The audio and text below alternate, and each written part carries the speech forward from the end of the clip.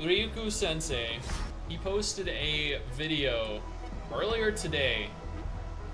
Yinlin saved Wuthering Waves in Japan.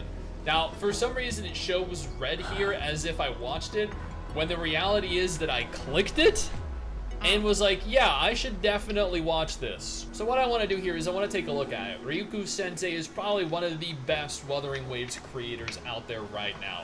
Kudos to this guy. He covers everything happening in Japan. I don't think that the I vast know majority of us Ryuku have absolutely Sensei no idea about at all. So if you haven't already, consider subscribing to him. Very nice guy. All right. Yinlin saved Wuthering Waves in Japan. Wuwa in JP saved. Genuine question. Do you guys think Yinlin saved Wuthering Waves though? It has been a rough week for Kuro Games in Japan. I should know. First, Wuthering Waves was plagued by a plethora of stability issues and bugs, and oh, that was actually great though. I can't believe people were getting bugs like that. I played the game flawlessly. There wasn't a single issue that I had with it. I'm kind of disappointed. I've streamed like, what, 100 hours of this game so far? And I've had not a single issue. This would have been great for content. It's so disappointing. Ah. issues and bugs, unoptimized software and typical 1.0 issues you might expect, leading to many people being unable to play the game at all. And then there was the Jian weapon translation issue. Then things started to look good when the Jian weapon translation issue, yeah, that we got compensation for. You know, we didn't have that issue personally, but thank you for the compensation, Kudo, once again. They promised individual support for the issue, but then they dropped the ball again and leaked the emails. Honestly, things were not looking good at all. There was even talk about Wuthering Waves being dead on arrival in Japan. There was talk about Wuthering Waves being dead on arrival. Yep. Every gacha release ever. They even did that with Honkai Star Rail. You guys remember when Honkai Star Rail was being advertised? That's true, and people though. were like, what? Honkai Star Rail is gonna fail because it's not action combat like Genshin. Nobody wants to play a turn-based RPG. And then it released, and half the year, it actually makes more than Genshin does. Yinlin sold like crazy. She did, yeah. Payment system crashed because of her, yep. Japan altogether. But that all changed on June 6th with the release of Yinlin. And guys, there's no other way to say it, Yinlin absolutely crushed it. Did she? Yeah, I think she did crush it. Yinlin absolutely crushed it. She did, and you know what else Yinlin absolutely crushed? Me. And she could do it again if she wants to. Totally basic. Yinlin certainly lived up to her vibe with how much she absolutely dominated. She made almost double. She could dominate me too. The money in 24 hours alone than for the entire first week of launch. I don't know if you could read this, but this is $4.68 wutherillion right there. And it's... Holy crap! 4.68 wutherillion dollars. Wutherillion. That is a lot of money, chat. 4.68 wutherillion dollars. Oh my god, they are wutherilling out. Dollars right there. And it's still going up at a rapid pace. This is a massive home run for Kuro Games. Looking at the replies to her banner announcement on Twitter, I saw several people saying that they'd actually been holding off from using their polls in anticipation for Yinlin. That might explain this huge spike, along with the two other jiggly reasons. Yeah, that is no doubt a major part of why people were saving up their currency, why they were skipping Jian. Although it's also worth pointing out here, Wuthering Waves actually hit #1. They dethroned Genshin Impact. Genshin Impact got moved down to #2. Good. They were at position 48 at Yinlin releases. They jump up from position 48 to 1.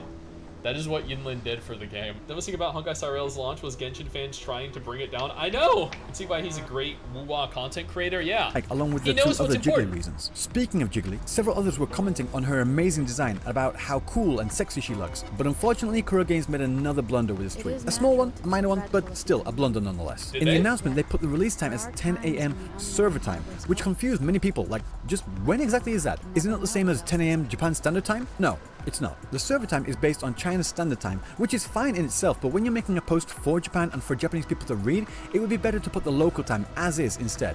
I mean, I think they were overreacting a little bit to that, right? Like, whenever a gacha game makes an announcement, I automatically assume that it's in their own local time, and then I try to do the conversion into my own time.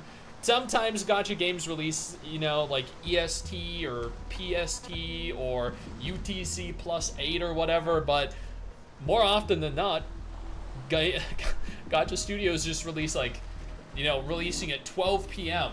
And you're like, okay, like 12 p.m. China? 12 p.m. Korea? 12 p.m. Europe?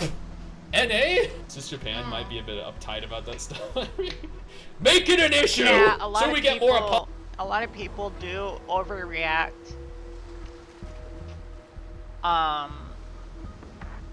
Yeah. Oh, Gems. Oh, you're right. I'm so sorry. Yeah, that is a huge issue. How dare they? My God. You know, we deserve compensatory gems for those. Something for them to take note of in future posts. Another thing I noticed is that I also saw several people asking where her trailer was, because at this point in time we were only a few hours away and still no sign of it. People were starting to get... They actually released the trailer as they released the character banner, which was hilarious to me because it was almost midnight for me and we were in bed. The trailer dropped. I saw it on YouTube on the TV when I was, you know, in just my underwear, and I'm like, fuck! I gotta get up and record a reaction to this. So I jumped out of bed, ran over here, reacted to it, posted the video, ran all the way back to bed. But I was more awake then because I have 2 giant ring lights behind my screen. And then it took me like another hour and a half to fall asleep. But then I need to get up at 4 a.m. So I got like 2 hours sleep. Really anxious. And then at 11 a.m. for Yinlin's in-game release, Kuro Games also released her trailer along with it. And while people had been getting a little worried up to launch that they still hadn't released the trailer, it seems Kuro made the right bet by not releasing it too early, keeping the powder dry and dropping it just as she went live. The trailer was fantastic. Agreed. It introduced the character to us, showed us who she is and what she's... The trailer was fantastic. I watched the trailer myself and it was amazing. About what she can do, all within a short story that had a clear beginning, middle and end. A fantastic piece of show don't tell style storytelling. And looking at the YouTube comments, the top rated comment is this one saying Yinlin's design is perfect, along with Koshimisu's voice. Oh my lady. The second top comment is talking about how smooth the transition was from 3D to 2D. Another one I found was talking about the length. 4 minutes? That's long is what I thought, but after I started watching it, it went by so quickly.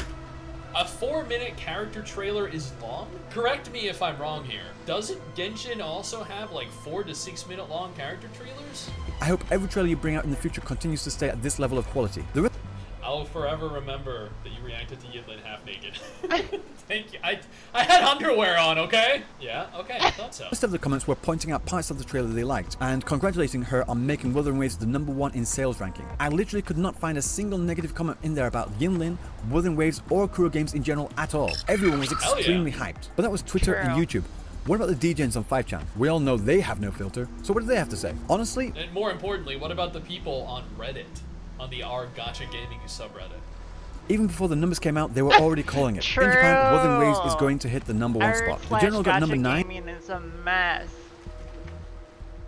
So #1 is seriously a possibility. The #1 spot is ours. So many people are saying they're going to S6 her, so getting #1 spot is definitely possible. There's been such an anti-wooer campaign that I've become numb to it, but it's actually a good game, so the anti-wooer people are too scared to try and hate on Yinlin to do anything. But I wonder what they're going to say when Jinsa comes out. When it hits the #1 spot, everyone will not only Jinsa, but also Changli. Start playing it probably. It's over for Genshin today. Once you've tried Wuthering Waves, you can't go back to Genshin. It's too boring.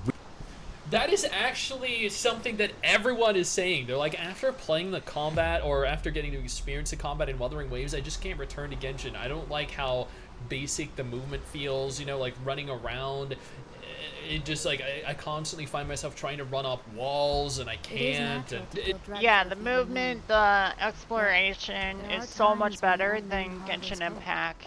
Like, you can, your stamina will not fucking go down if you run. It's the only time when it goes down if you climb or run up a wall or flying or swimming. That's the only time. So the running and stamina in this game in WoA is amazing. It's very interesting how this is one of the most common sentiments that are mirrored and echoed amongst the community. Should I tell us something that I noticed WoA does really well compared to Genshin? I want Scar is playable. Yeah, I know how you feel. Remember the game we always ended down bad for mommies? True. Changli, Jinsa, Ironing Board. Yeah, Mrs. 69 both want Changli.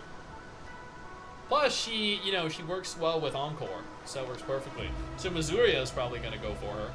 We won, but those were the comments on the day. It's been 24 hours since then, so I took a look at the latest comments and to be honest, there wasn't that much of a difference. Nothing about the refunds, nothing about the bugs. Everyone was just talking about whether to pull for the weapon or not, team comps and what they thought of the designs. Wait, you mean Japanese players were happy with the game? All those haters saying that the game was dead in Japan were wrong? They were blowing it out of proportion. They were over-exaggerating? Who'd have thought? Oh my god, who'd have thought? What a shocking turn of events. What an absolutely unexpected revelation. So this one here is saying that the men in Genshin don't look like men? Wait, hang on, that sounds familiar. What's this link here? Oh, they were quoting Tectone. He actually goes on to say that they think you might be a little too harsh with that opinion. Sorry, Techie. A random JP message board member says you're wrong, so obviously they're right. That's what r/gachagaming thinks anyway. So if JP Twitter is happy, True. JP YouTube is happy, and the JP DGens over in 5chan are happy, and also looking at the initial figures for sales, I think it's fair to say that we have braved the storm and Wuthering Waves has a bright future ahead of it in Japan. Not if our Gacha Gaming has anything to say about it. Definitely not. No, they are going to continue doom posting everything they can about the game. They're going to find every minor detail possible. Try and drag this game down. But only time will tell. They just need to get on top of the Android. That's what's messed up about r/Gacha Gaming Reddit is that they would do anything to discredit WUA and make it into a bad light for WUA. And I really don't think people should go to r/Gacha Gaming for their sources anymore because they are just messed up human beings, to be honest. Android side of things. But what do you think? Let me know down in the comment section below. And if you like this video, don't forget to give a thumbs up and subscribe because I have more videos like this out in the future. So until... Alright. Yeah, definitely.